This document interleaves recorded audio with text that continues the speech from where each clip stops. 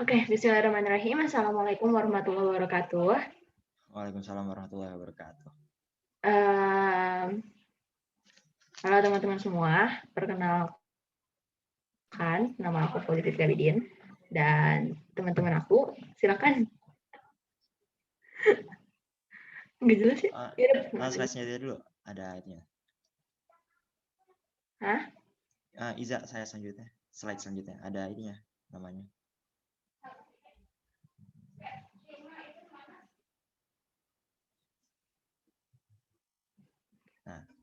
Nama saya.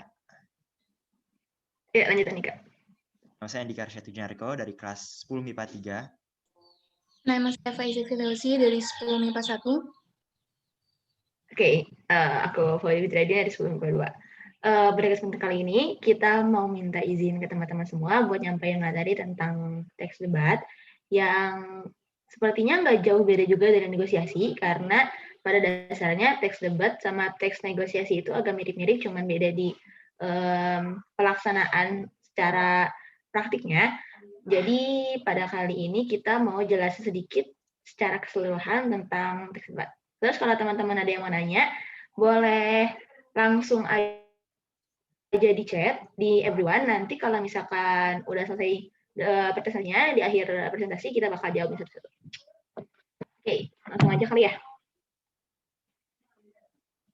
Oh ya, sebelumnya maaf atas keterlambatannya karena ada kesalahan teknis juga teman-teman.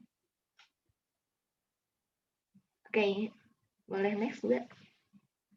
Yang pertama, pengertian masalah dan debat itu sendiri. Perdebatan itu, oke, sebelumnya mungkin dari masalah dulu ya. Kalian semua juga tahu, kita semua juga tahu masalah adalah sesuatu yang harus diselesaikan kan. Masalah itu harus diselesaikan. Dan debat adalah salah satu cara atau salah satu jalan untuk menyelesaikan si masalah ini. Kayak sebenarnya debat itu nggak begitu jauh sama diskusi, tapi kalau di debat ini kita ada babak-babak, terus kita juga ada sesuatu yang lebih sensitif dan lebih keras daripada si diskusi itu sendiri. Nah, jadi kalau misalkan pengertian dari perdebatan itu adalah kegiatan argumentasi antara dua belah pihak, misalnya pihak yang setuju dan yang tidak setuju. Terus tujuannya tentu saja untuk memutuskan sebuah masalah, untuk menuntaskan sebuah masalah, karena tujuan dari debat adalah menemukan solusi dari sebuah masalah, nggak jauh sama diskusi kayak gitu. Terus kualifikasi masalah yang bisa diperdebatkan itu yang pertama menarik, karena masalah yang nggak menarik itu nggak akan ada orang yang mau ngedebatin, nggak akan ada orang yang mau ngediskusiin. Jadi kalau misalkan kita mau berdebat, kita harus milih masalah yang menarik. Yang kedua, kita harus milih sasaran peserta yang tepat. Kenapa? Karena nggak semua orang punya andil dalam sebuah masalah. Kayak misalkan gini, seorang petani jagung, dia nggak punya andil masalah dalam bagaimana cara menangkap ikan yang baik. Dia nggak punya hubungan sama masalah itu. Jadi itulah kenapa kita harus menentukan sasaran peserta yang tepat ketika mau mulai berdebat. Maksud sasaran peserta adalah orang-orang yang bakal mendengar kegiatan perdebatan kita dan berharap solusi atas kegiatan perdebatan kita itu. Yang kedua, masalahnya itu harus jelas, terperinci, dan tidak kompleks. Kenapa tidak kompleks? Karena kalau misalkan kita memperdebatkan masalah yang kompleks, itu bakal di debat kusir, yang nanti bakal dijelasin sama teman-teman yang lain, debat kusir itu apa. Jadi kalau misalkan debatnya udah debat kusir, itu udah kemana-mana. Jadi, permulaan dari debat kusir adalah masalah yang terlalu kompleks. Jadi, itulah kenapa masalah kita harus jelas dan terperinci, biar perdebatannya itu nggak makan waktu sampai seharian, kayak perdebatan waktu mau milih calon presiden, terus masalahnya juga bisa selesai dengan cepat. Yang terakhir, disesuaikan dengan waktu dan situasi. Kenapa disesuaikan? Karena nggak semua orang mau nunggu berjam-jam cuma nontonin kita debat. Jadi kita juga harus nyesuaiin, oke, kalau misalkan debatnya cuma 3 jam, kira-kira materinya harus kayak gimana dan masalahnya seperti apa. Selanjutnya, narasumber. Atau kalau di buku itu disebut pemakalah, dia adalah yang menjelaskan masalah dan solusi yang telah dikemas. Jadi lebih ke narasumber atau pemakalah ini, dia yang semacam notulen gitu lah. Notulen dari kegiatan debat yang udah dilakuin sama kita. Terus tahap-tahapan debat yang pertama adalah memberikan masalah, yang pastinya kalau nggak ada masalah kita nggak bisa berdebat. Yang kedua, mengidentifikasi masalah, maksudnya adalah oke, kita teliti dulu ini masalah apa, bagaimana cara menyelesaikan solusinya, kegiatan ini macam bagaimana, sebagainya dan sebagainya macamnya. Yang ketiga adalah berdebat yang pastinya karena kita harus menemukan solusi dari masalah tersebut. Terus ada berpendapat, maksudnya berpendapat adalah serangkaian aktivitas yang berdebat. Terus mengkaji penyelesaian. Jadi berdebat, berpendapat, mengkaji penyelesaian, sama bersepakat itu adalah serangkaian kegiatan debat. Bersepakat kenapa? Karena debat adalah kegiatan yang dilakukan oleh 2 orang. Kalau misalkan solusi dari debat ini nggak disepakati, kita bakal jadi nggak punya solusi karena kalau misalkan yang satu milih A, yang satu milih B, dan mereka terus-terusan nggak bersepakat, nanti akhirnya jadi debat kayak gitu. Dan yang terakhir evaluasi, karena setiap kegiatan harus kita evaluasi untuk melihat kelebihan dan kekurangannya. Oke, mungkin boleh lanjut sama teman-teman yang lain. Nah, selanjutnya kita bakal membahas tentang sumber permasalahan debat. Nah, sumber permasalahan debat ini harus jelas. Itu bisa berasal dari 3 hal. Itu hasil observasi terhadap lingkungan sekitar, ajuan peserta itu sendiri, atau menemukannya dari buku, majalah, jurnal, surat kabar, ataupun internet. Nah, ini untuk menentukan sumber masalah ini sangatlah penting. Seperti yang tadi dibilang ya, kalau misalnya nggak ada sumber masalah yang pasti, ntar debatnya bakal jadi debat kusir. Nah, kalau misalnya nggak punya sumber masalah, berarti juga nggak punya tujuan kesepakatannya juga apa. Nah, nanti juga kepanjangan, itu ntar yang ditimbulnya itu, pokoknya tujuannya itu ntar bukan untuk mencari kesepakatan bersama jadinya, ntar malah jadi cuma buat biar ngerasa diri sendiri menang gitulah, atau pokoknya akhirnya ntar timbul pertengkaran doang, nggak ada, bukan kesepakatan bersama. Selanjutnya,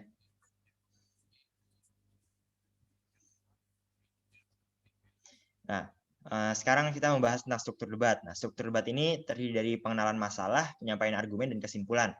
Di pengenalan masalah ini mengangkut kepentingan banyak pihak dan sesuatu yang penting untuk didiskusikan. Terus untuk yang penyampaian argumen, ini ditinjau dari sudut pandang, melibatkan pihak yang pro dan kontra, atau afirmasi, oposisi, dan netral. Nah, ini cuma istilah lain aja ya. Kalau pro itu kan afirmasi, kalau kontra itu oposisi, kalau netral ntar moderatornya. Nah, untuk yang kesimpulannya itu berupa kompromi, kesepakatan bersama. Nah, ini seperti yang dibilang tadi, ini debat sangat mirip sama teks negosiasi ya. Cuma yang beda, cuma tadi ada netral, ada moderatornya, cuma di pelaksanaannya. Tapi kalau misalnya di teksnya sendiri, perbedaannya dikit banget. Ya. Jadi agak kelewatan ya. Cuma bisa kelihatan bedanya kalau di pelakuannya aja. Selanjutnya.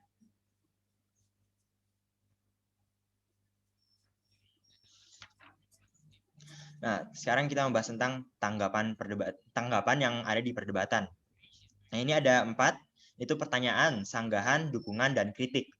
Nah, untuk yang pertanyaan itu yang pertama, pasti kawan juga tahu ya, pertanyaan. Kalau misalnya ada tanggapan yang nggak jelas atau sesuatu yang diomongin sama pihak lainnya yang nggak jelas, ya ditanyain. Nah, tapi ada syaratnya untuk pertanyaan ini. Cuma kalau misalnya mau bertanya, harus ada syaratnya, harus disampaikan kalau dikasih kesempatan sama moderatornya. Tapi kalau misalnya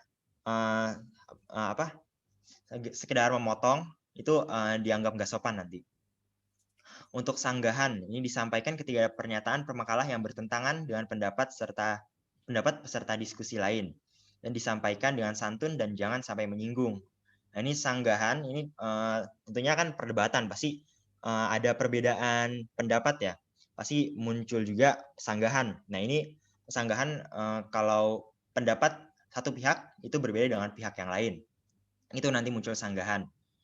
Nah, terus dukungan ini ya tentunya kalian juga tahu ya, dukungan ini kalau pendapat satu pihak itu setuju dengan pendapat pihak yang lain.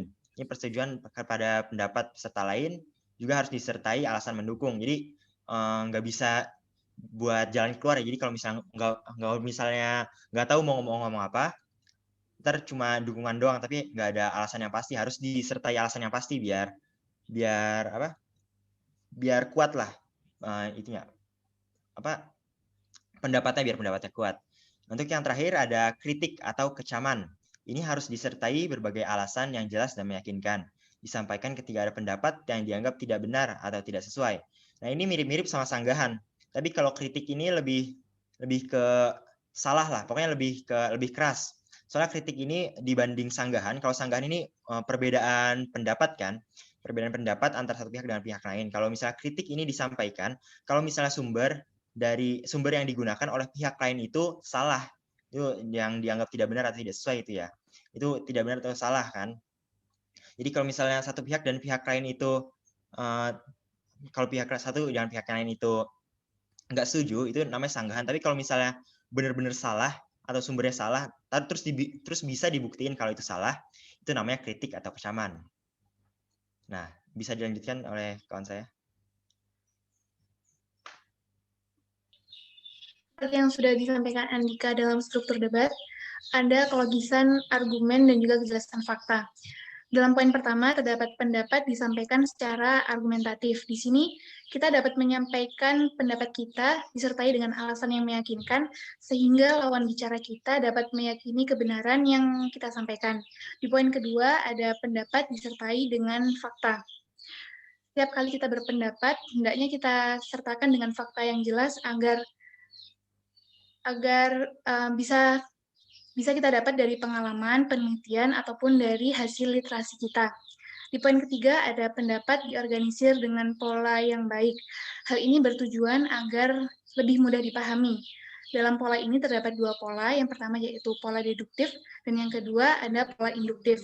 Pola deduktif menyatakan gagasan utamanya terlebih dahulu, kemudian baru diikuti dengan tambahan-tambahannya. Sedangkan untuk pola induktif, kita mengemukakan perinciannya terlebih dahulu, kemudian baru ditarik kesimpulan di akhirnya. Dan untuk poin terakhir yaitu gagasan ditunjang dengan keterangan yang relevan. Keterangan dapat berupa contoh ataupun tanda-tanda untuk penguatan. Hal ini bertujuan untuk menambah daya tarik dan juga mempermudah dari pengertian kita sendiri.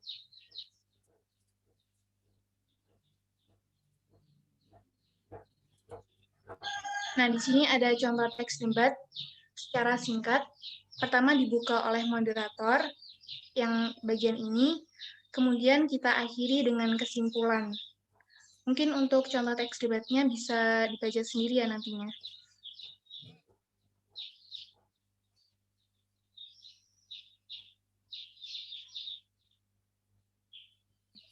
Oke, selanjutnya kita bakal membahas soal kesantunan dan keefektifan bahasa. Yang pertama adalah kesantunan. Kita tahu sendiri, tadi udah jelasin sama Faiza sama Dika juga, kalau misalkan debat itu kita kalau misalkan mau menginterupsi, kita harus minta dulu izin ke moderator, baru bisa menginterupsi kalau misalkan diizinin sama moderator. Nah, itulah kenapa kita harus bersikap santun dan punya taktik-taktik santunan ketika mau berdebat, biar pendapat kita bisa dihargai dan kita sebagai tim bisa menang lawan pihak yang lain. Itu sebuah tip juga sih, sama kayak negosiasi kemarin. Oke, yang pertama ada kesantunan. Itu kesantunan adalah body atau sikap ketika menyampaikan pendapat, melakukan pemilihan kata dan ekspresi yang simpatik. Ya, kalian juga ngerti lah ya, ngapain aku jelasin. Oke, pemilihan kata. Kenapa kita harus memilih kata? Maksudnya gini loh, kesantunan itu ada dengan cara kita memilih kata yang baik, kayak mengganti kata yang agak keras dengan lebih sopan, dengan berbagai majas, terus ekspresi yang simpatik. Jadi ketika kita menyampaikan pendapat ketika berdebat, kita nggak boleh bersikap so tau, kita nggak boleh bersikap paling benar, karena ya kita lagi berdebat, jadi kita harus saling menghargai dan harus bikin pihak lain sama audiens juga dan moderator respect sama kita. Kalau misalnya mereka respect sama kita bakal dihargai dan kemungkinan besar buat menang dalam perdebatan itu lebih gede. Yang kedua, kalimat efektif. Kenapa kalimat kita harus efektif ketika berdebat? Karena debat itu ada waktu. Kalau misalkan kita nggak memanfaatkan waktu itu sebaik-baiknya, kita bakal kehabisan kesempatan buat menyampaikan pendapat kita. Jadi kita harus menggunakan kalimat yang efektif dan tidak terbata-bata. tidak bertele-tele, maksudnya bertele-tele. Nah, terus kita juga harus menyampaikan pikiran dan perasaan penutur dengan jelas. Jadi harus disampaikan secara tanpa ditambah-tambahkan dan harus secara jelas. Jadi ya jelas dan ringkas gitu. Nah, kalau maksud bersuji dan berpredikat itu kurang nggak begitu penting sih. Terus yang kedua, mengandung induk kalimat, ketepatan pilihan kata. Udah dijelasin kan tadi kenapa kita harus melakukan pemilihan kata yang tepat. Karena biar kita dihargai, dan pesan yang jelas biar kita bisa mengefektifkan waktu. Terus tutorial berbahasa tujuannya sama, biar kita bisa dihargai ketika menyampaikan pendapat. Itu yang pertama, menguasai tema, masalah, kebenaran fakta, informasi yang kuat. Gini, kalau kita misalkan mau ngelakuin suatu debat, kita harus jadi pihak yang mau pihak A, mau pihak B, kita harus jadi pihak yang tahu apa masalah yang didebatin. Kenapa? Karena kalau kita nggak expert di masalah itu, kita nggak akan bisa menyampaikan pendapat kita dan alasan kita, segala macam yang kita mau sampaikan dengan properly. Kenapa? Karena ya kita aja kan nguasain materinya, gimana kita mau nyampein pendapat soal masalah itu. Itulah kenapa ketika kita mau berdebat, yang pertama dilakukan adalah harusnya kita memahami dulu konsep dari masalah yang mau kita jelasin. Terus ketahui persoalan secara pasti. Konsepnya sama kayak yang atas, kita menguasai tema, masalah, kebenaran fakta. Terus yang keempat itu intonasi, naik turunnya nada kalimat. Jadi sebenarnya gini, dalam berdebat, apalagi menyampaikan pendapat, kita itu harus bikin orang yang melihat kita, apalagi audiens, itu merasa respect sama kita. Dan caranya itu banyak, bisa dengan cara menaik turunkan intonasi, terus bersikap santun, atau memilih kata-kata yang tepat, memilih kata-kata yang jarang didengar, dan segala macamnya. Dan yang terakhir, itu ekspresinya kita juga harus berekspresi sopan dan nggak sampai bikin orang enak kalau lihat kita nyampein pendapat, biar kita dihargai kayak gitu. Oke, mungkin Siti boleh tanya sama Iza.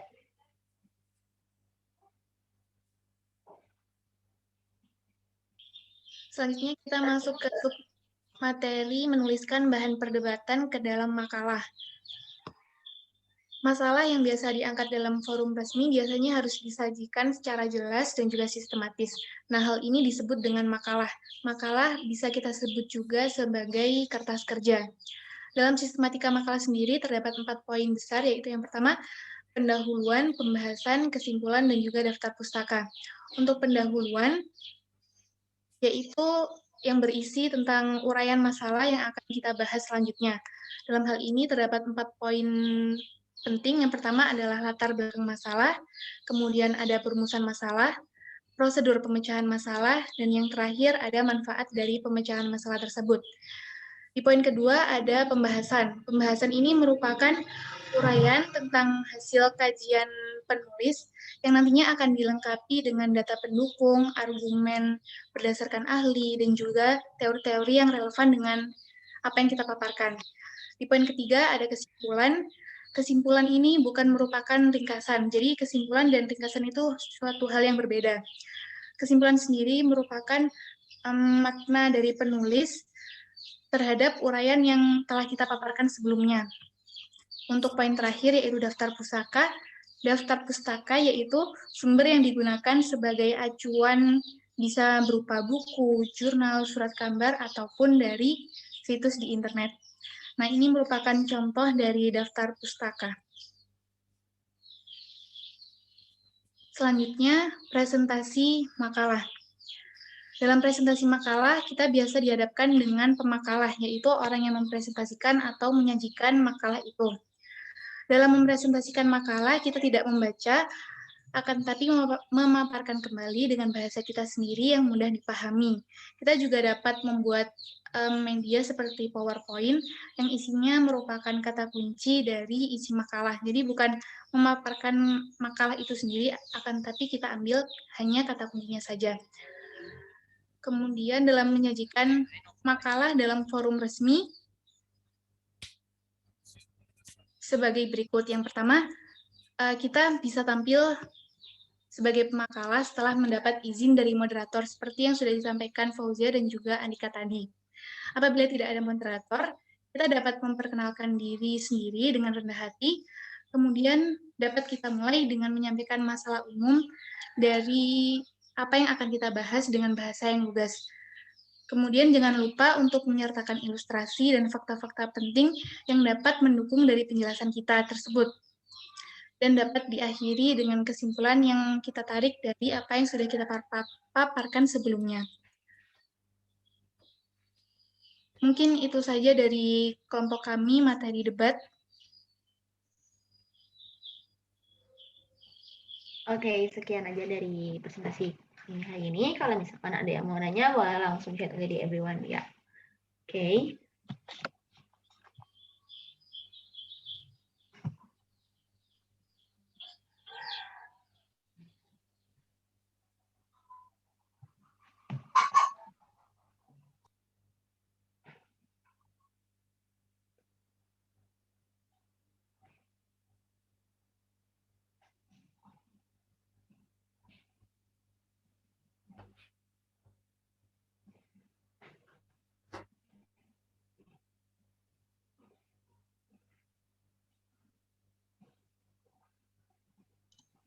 Oke, ini ada pertanyaan dari Harsina ya. Apakah dalam debat pasti atau harus ada pihak yang menang dan kalah? Jawaban ini tidak harus ya, soalnya tujuan debat itu untuk menyampaikan pendapatnya. Jadi sebenarnya nggak harus ada pihak yang menang atau kalah. Tuh, sekian sih. Apakah sudah cukup? Atau kalau misalkan, boleh nambahin nggak? Jadi kalau misalkan di debat itu bukan menang kalah, tapi lebih ke pihak yang, jadi gini, kan kalau debat itu bakal bikin satu kesepakatan kan, satu kesepakatan itu pasti bisa, misalnya satu kesepakatan itu bisa sama kayak pihak A, bisa sama kayak pihak B, atau bisa gabungan dari kedua pihak, itu bisa aja, dan jadinya nggak ada yang menang atau yang kalah, tapi adanya yang setuju dengan kesepakatan itu atau yang nggak setuju dengan kesepakatan itu, atau ada pihak yang sama dengan kesepakatan itu pendapatnya atau tidak sama dengan kesepakatan itu. Jadi nggak ada yang menang atau kalah karena tujuan debat lah tadi menyampaikan pendapat. Mau nambahin dikit, mungkin dari debat yang dinilai biasanya adalah kekuatan argumen dari masing-masing tim. Bila keduanya dapat mempertahankan argumen masing-masing, itu bisa dianggap menang dari segi mengedepankan argumen kita masing-masing.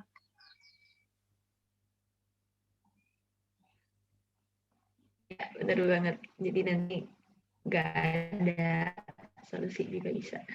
Nggak berakhir debatnya.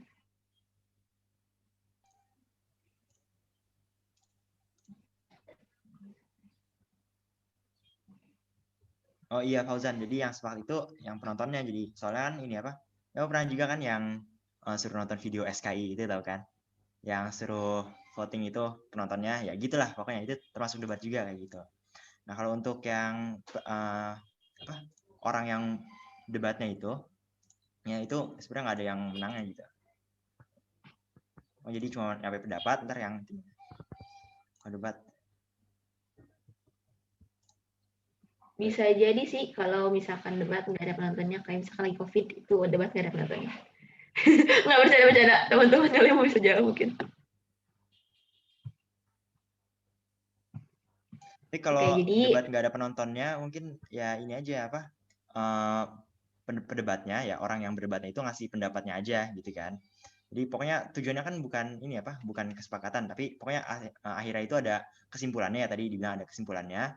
Itu untuk menyimpulkan ininya aja, menyimpulkan hasil debatnya aja, itu kesimpulannya. Kalau misalnya nggak ada penontonnya, ya ntar yang bisa diambil dari kesimpulannya itu untuk kesepakatannya gitu. Kayak misalkan perdebatan antara suami sama istri, itu kan nggak harus ada penonton kan, yang penting masalah dari suami dan istri itu bisa selesai dengan perdebatan mereka masing-masing kayak gitu.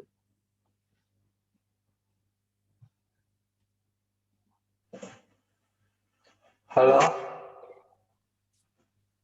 Halo Irfan. Saya izin bertanya dong. Irfan bisa ganti suara nggak, Pan? Nggak apa banget. Suara gue kenapa?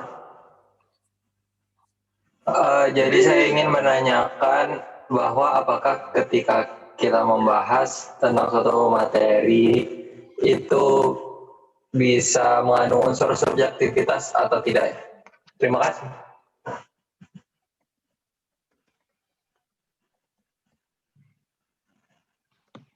Dilan pakai filter apa, Pan?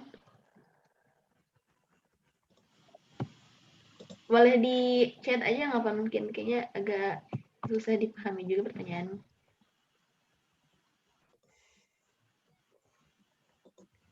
Oke, buat Ojan, tadi kan dijelasin kalau misalkan debat itu bukan menang kalah, tapi debat itu ada pihak yang setuju dengan kesepakatan atau pihak yang tidak setuju dengan kesepakatan. Nah, tadi udah dijelasin sama Dika ya, di chat.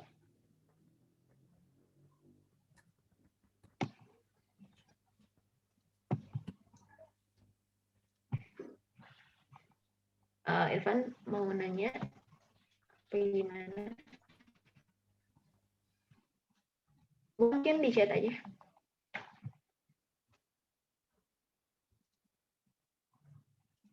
Oke, pertanyaannya Deva, yang harus dilakuin kalau misalkan hal yang selama ini kita yakini salah, dan apakah kita harus langsung mengakui kalau lawan debat benar atau gimana. Jadi sebelum berdebat tadi kayak yang udah aku bilang, kita harus mengkaji dulu masalah kita apa. Nah, setelah kita mengkaji masalah kita harusnya bisa tahu pendapat apa yang kita mau sampaikan. Maksudnya gini, dari satu masalah, menurut kita itu pro atau kontra. Dan dari situ kita baru bisa berdebat. Maksudnya gimana ya?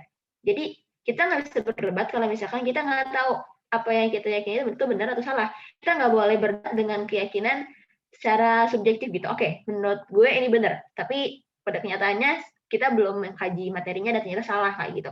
Jadi kalau misalnya mau berdebat emang butuh persiapan dapat memahami materi itu. Jadi kita nggak boleh berdebat kalau misalkan kita masih terombang-ambing sama keyakinan kita sendiri. Ya, hilang. Ya.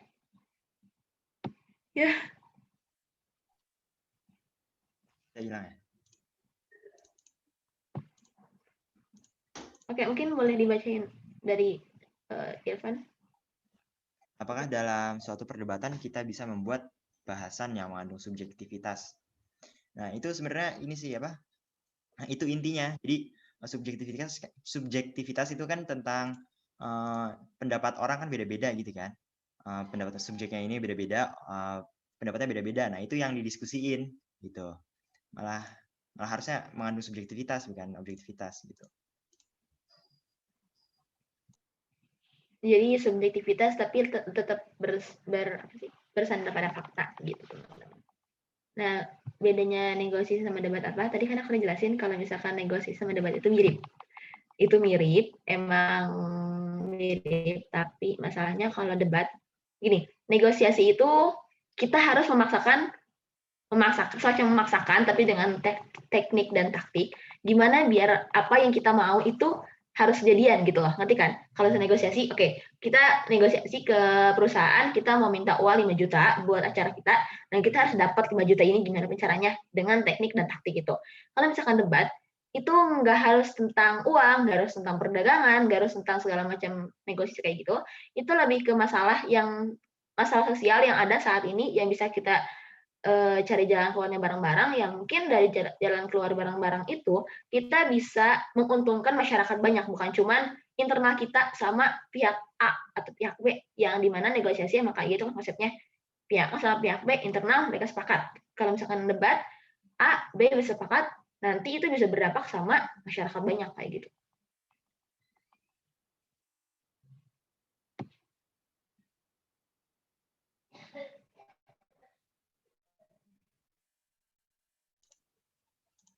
Bagaimana? Lagi? Sudah cukup kah?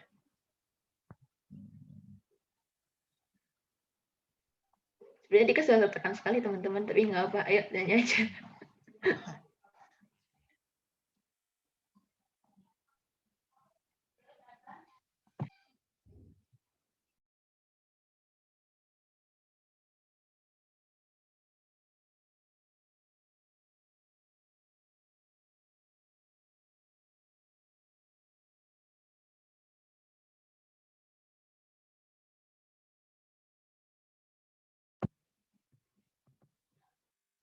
Oke, boleh. Kita nggak harus berdebat ya untuk menyelesaikan masalah dari pertanyaan kalian seperti ini.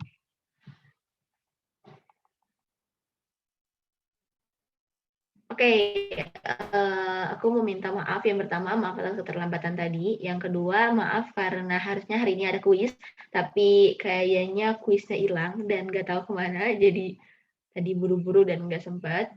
Jadi maaf atas itu. Dan yang ketiga, maaf atas keterlambatan dari rangkumannya. Insya Allah dalam waktu dekat kita bakal nyampein rangkumannya, karena di sini itu PPT cuma poin-poin doang, jadi agak kurang kalau dipakai buat belajar. Nanti kita sambil rangkuman juga belajar. Iza mungkin boleh jawab pertanyaan dari Gazi, dibaca dulu mungkin.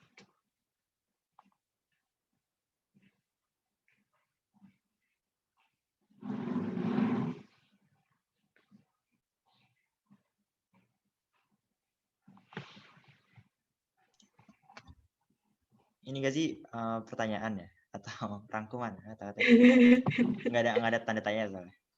Gimana sih? Pernyataan seperti apa pertanyaannya?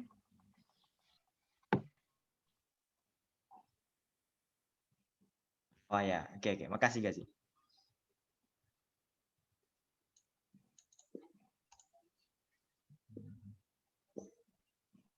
Teman-teman, sebaiknya kita nggak berdebat soal materi debat, karena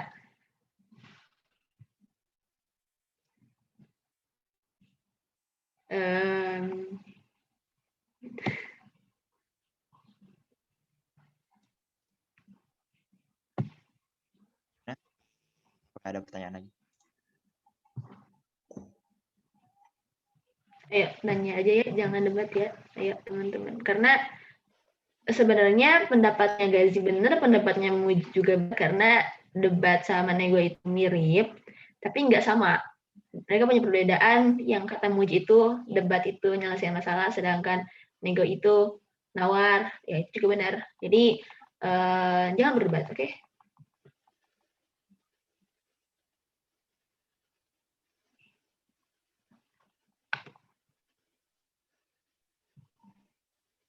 Ya, oke, siap. Oke, mungkin ada yang mau nanya lagi. Irfan tadi jadi nanya nggak, Pan? Ya, halo. Perkenalkan, nama saya Irfan, ingin menanyakan. Halo, Irfan. Ya, halo. Iya, halo. Pan, ada efeknya, Pan. Saya ingin menanyakan tentang persoalan teks debat, yaitu berupa unsur kebahasaan.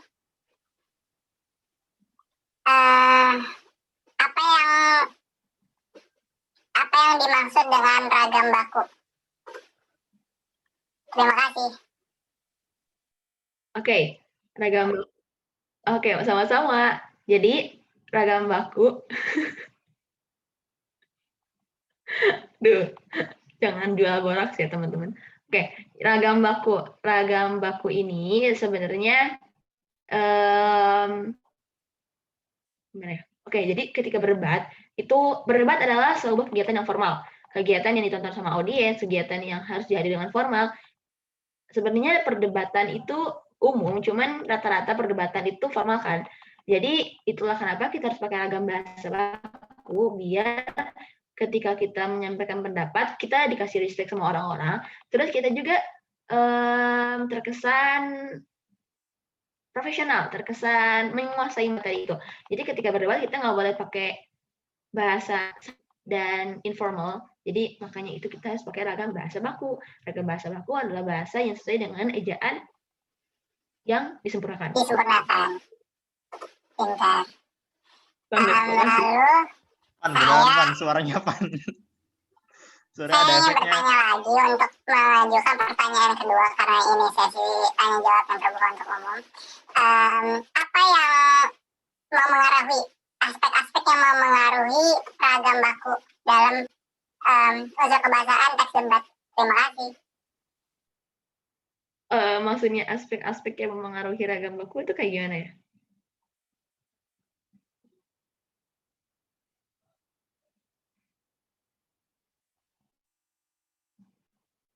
Halo, Pan? Kan saya bertanya.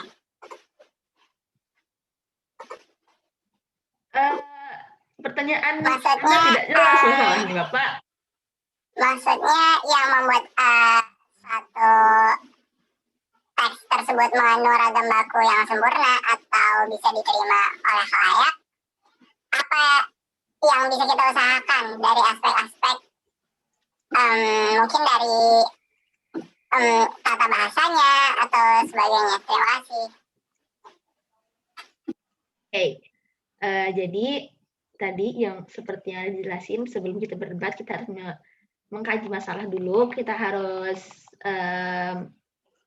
memahami masalah secara profesional, dan itu adalah aspek-aspek yang bisa membantu kita untuk bisa menggunakan ragam bahasa baku, menggunakan kata-kata yang tepat ketika menyampaikan pendapat di dalam perdebatan. Jadi ya kita harus menguasai dulu materi dan tema biar kita bisa menyampaikan ragam bahasa baku. Sebenarnya ragam bahasa baku tuh nggak terlalu penting juga sih. Sebenarnya intinya itu adalah bagaimana cara kita menyampaikan pendapat yang baik dan benar. Salah satunya adalah menggunakan ragam bahasa baku. Nah, kalau misalnya kita mau menyampaikan pendapat yang baik dan benar, salah satu caranya atau emang satu-satunya cara adalah bagaimana kita memahami materi itu, bagaimana kita memahami masalah itu, bagaimana kita mempertahankan pendapat kita atas suatu masalah dengan tetap bersandar pada sumber-sumber saya, dan gimana kita menunjukkan kita menyampaikan pendapat itu.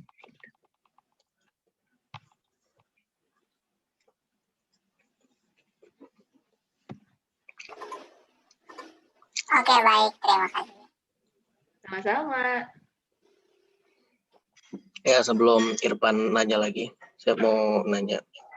Kan kalau Oke, baik. Silakan, Saudara Mujahid. kan kalau di teks debat itu, jadi kalau di argumen penolakan itu biasanya suka ada apa ya?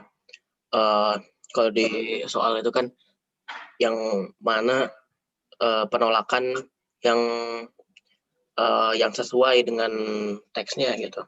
Dan biasanya jawabannya adalah jawaban yang paling halus gitu kata-katanya. Kenapa harus dengan tipe-tipe jawaban, tipe-tipe argumen penolakan itu harus halus di bahasa Indonesia itu? Seperti saya sedikit kurang setuju, saya seperti harusnya kita sebenarnya memang benar-benar tidak setuju, tapi kita bilang saya sedikit kurang setuju dan begitu. Karena kalau dilihat di yang lain kan perasaan orang juga ya bilang aja I disagree with you dan lain-lain kayak gitu. Oke, mungkin Andika mau jawab? Jawab pertanyaan Ojan itu.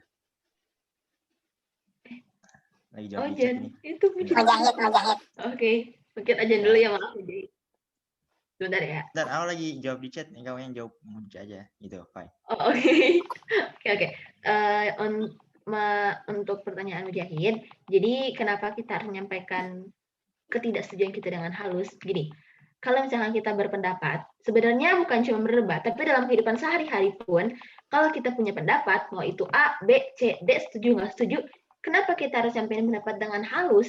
Biar orang respect sama kita.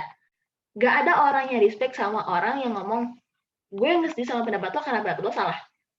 Gue nggak setuju karena pendapat lo salah. Kenapa? Karena lihat nih, sumber yang gue punya, pendapat lo tuh salah, bla bla bla bla bla. Nggak akan ada orang yang suka sama orang kayak gitu. Nah, kalau misalkan kita nggak dapat respect dari pihak A atau dari pihak lawan, apalagi sama dari audiens, kita bakal kehilangan kesempatan kita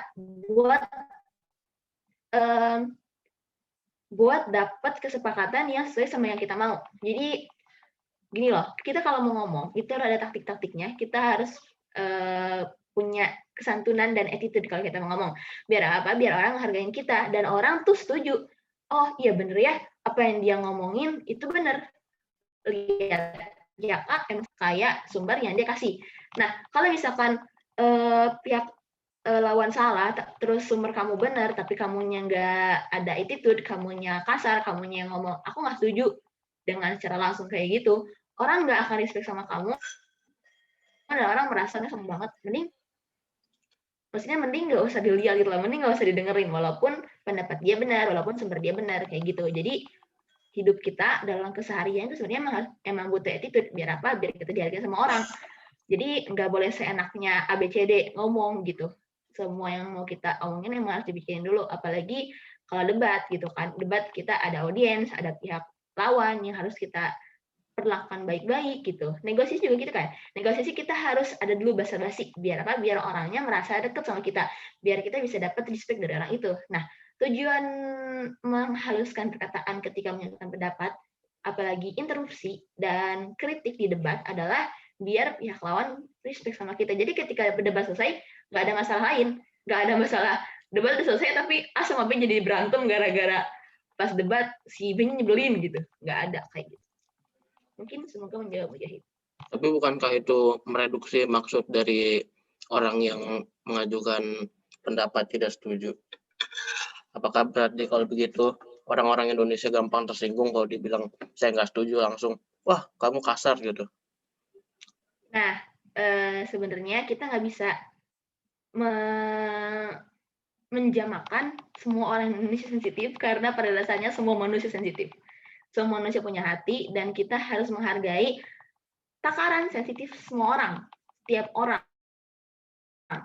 Dan karena kita nggak tahu takaran dia itu sebenarnya sensitif atau enggak sih, kita nggak tahu kan, karena itu lebih ke personal yang udah personal banget. Jadi pada akhirnya kita emang harus bersikap sopan dan santun ke orang, mau itu mereduksi, mau itu agak nggak harus mesin juga sih. Pokoknya kita harus menyampaikan pendapat di mana intinya sama, cuman kata-katanya itu kita bikin lebih halus, kita bungkus lebih enak didengar, walaupun emang misalkan nih Mujahid nggak setujunya 100%, tapi karena Mujahid pakai kata-kata maaf saya kurang setuju sama pendapat Anda, jadi cuman kesampaian 50% atau 70% nggak setujunya. Itu nggak apa-apa, asalkan apa yang mau kita sampaikan itu jelas, apa yang mau kita sampaikan itu intinya nyampe. Nah, kalau misalkan intinya nyampe, nanti bisa dijadiin pertimbangan juga sama pihak lain, apalagi sama audiens, kayak gitu. Semoga menjawab, atau ada yang bertanya lagi?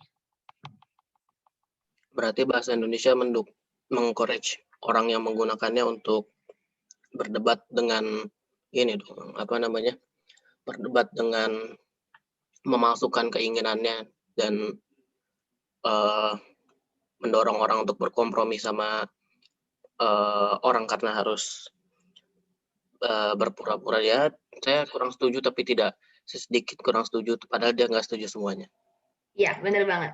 Kita harus berkompromi sama orang karena kita hidup bersosialisasi bermasyarakat sama orang Indonesia yang notabene orang-orangnya ramah kan, orang-orangnya punya hati yang baik. Kalau misalnya kita nggak berkompromi sama orang-orang Indonesia, apalagi yang di sekeliling kita, apalagi nanti keluar, sebenarnya ya fungsi dari kita belajar bahasa Indonesia adalah bagaimana kita berpendapat yang baik, bagaimana kita bisa menyampaikan inti dari apa yang mau kita sampaikan dengan kata-kata yang semanis mungkin, yang tidak menyinggung tapi bisa dipahami. Karena ya kamu kalau misalkan hidup di dunia dengan menyakiti orang-orang cuma lewat kata-kata doang, kita nggak kebayang kan nanti di neraka kita mau kayak gimana. Cuma dari nyakitin orang dengan kata-kata yang kurang sopan aja, kita udah bisa bikin orang sakit hati, nanti orangnya merasa terzalimi. Terus ya, jadi itulah kenapa kita harus bersikap baik dan sopan sama orang. Jaga attitude dan jaga kata-kata juga sebagai yang mana yang diajarin di bahasa Indonesia kayak gitu.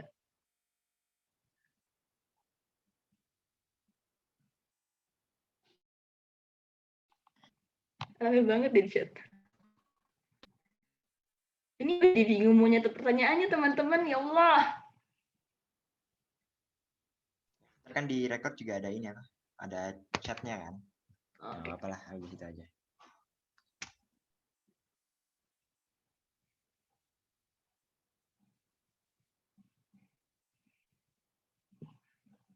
Oke, mungkin kalau ada yang mau nanya di chat bisa dijawab sama Andika. Kalau ada yang mau nanya langsung lagi boleh mungkin. Nanti aku jawab, insya Allah. Bisa.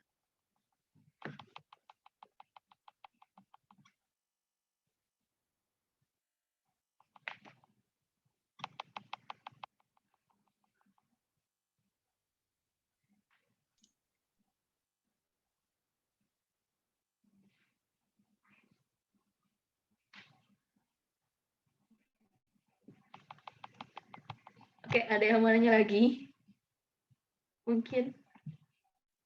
Selain tadi, oh iya, makasih Goji. Makasih kok jadi Goji. Makasih Irfan, makasih Mujahid udah nanya. Kalian keren-keren banget nanya.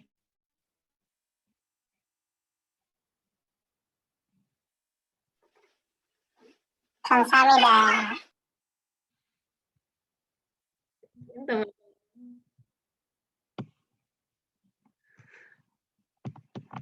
Halo Irfan.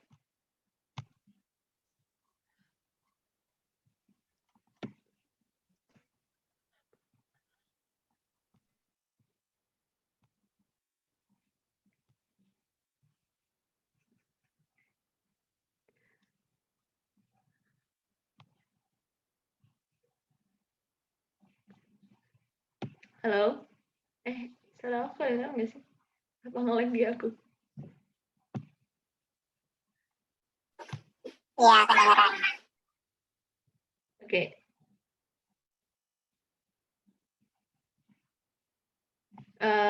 Aku pengen jawab soal Diva, soal manipulasi atau enggak itu sebenarnya boleh. Manipulasi itu salah satu teknik dari debat, itu sama kayak teknik dari negosiasi.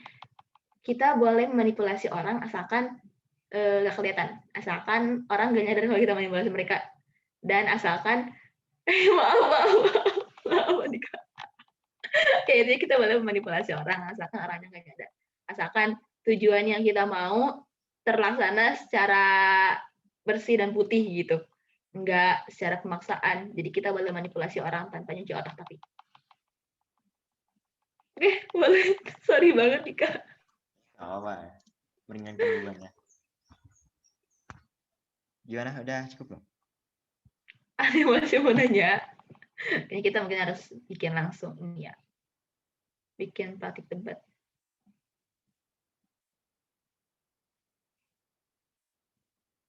Yuk, ada yang mau nanya lagi? Terakhir mungkin atau apa? Gimana? Atau udah? Atau gimana? Halo? Pak, kalian hidup? Bereaksi loh teman-teman. Ya, Ya, halo? Ada yang mau tanyain lagi? Pertanyaan Raffi, silakan dijawab oleh akal pikiran sendiri ya Raffi, tolong. saya ingin bertanya lagi terkait dengan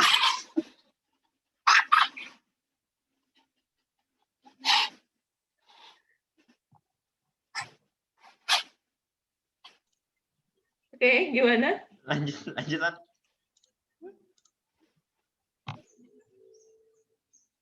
maaf. Tadi ada sedikit gangguan. Oke, gak apa-apa. Silakan lanjut.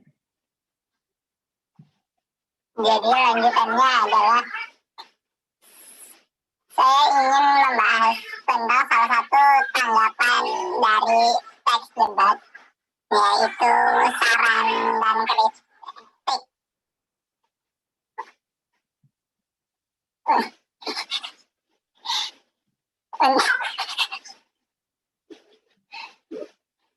Untuk yang pertama, apakah perbedaan dari saran dan kritik? Lalu kemudian yang kedua, apakah kritik harus bersifat membangun apa tidak? Terima kasih. Ya, Sama-sama. tadi pertanyaan satu tentang ini kan, sanggahan sama kritik perbedaannya kan ya? Ya bukan? Oh, ini dia. Itu sudah saya sampaikan di kolom Oke. percakapan secara tulisan. Terima kasih. Sama-sama. Terima kasih banyak kepada Bapak Borak. Silakan Andika mungkin mau menjawab. Oke. Jadi saran dan kritik. Tadi ada ini sih apa? Tanggapan teks debat saran dan kritik. Mungkin ini. Tadi kan ada satu pertanyaan, sanggahan. Terus ada ini apa? Ada tiga. Yang ketiga tuh. Pokoknya ada kritik. Habis itu sama ada. Waduh, aku juga lupa nih apa sih. Dukungan ya, dukungan. Ada pertanyaan, sanggahan, dukungan, dan kritik. Ya, mungkin maksud kamu ini ya, saran dan sanggahan dan kritik ya. Ya bukan?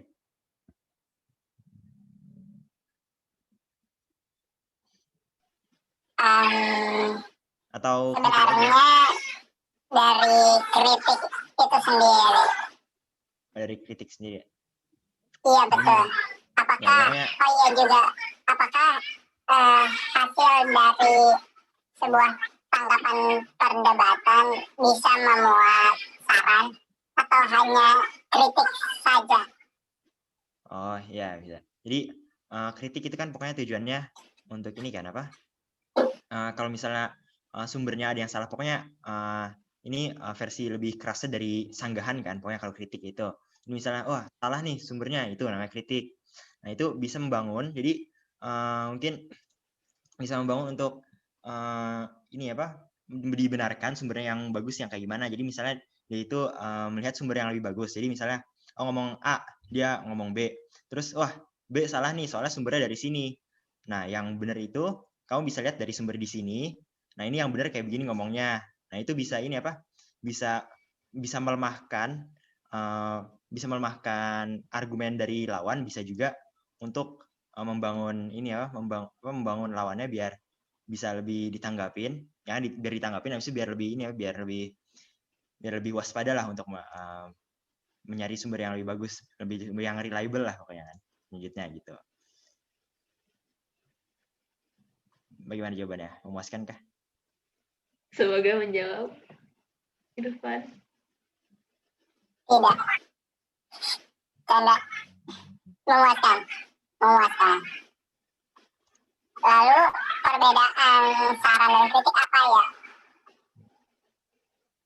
Ini sih kalau saran ini kan lebih kayak buat ini apa? Kalau saran ini lebih ini sih apa? Lebih ke sarannya biar dia lebih bagus kayak bagaimana. Kalau misalnya kritik ini nunjukin apa yang salah dari argumennya gitu. Gitu sih. Jadi sebenarnya satu paket lah ya, satu paket sebenarnya. Gitu. Jadi biasanya emang saran sama kritik disampaikan secara sekaligus gitu. Jadi kurang bisa dibedain, tapi ada bedanya pasti. Oke, terima kasih banyak.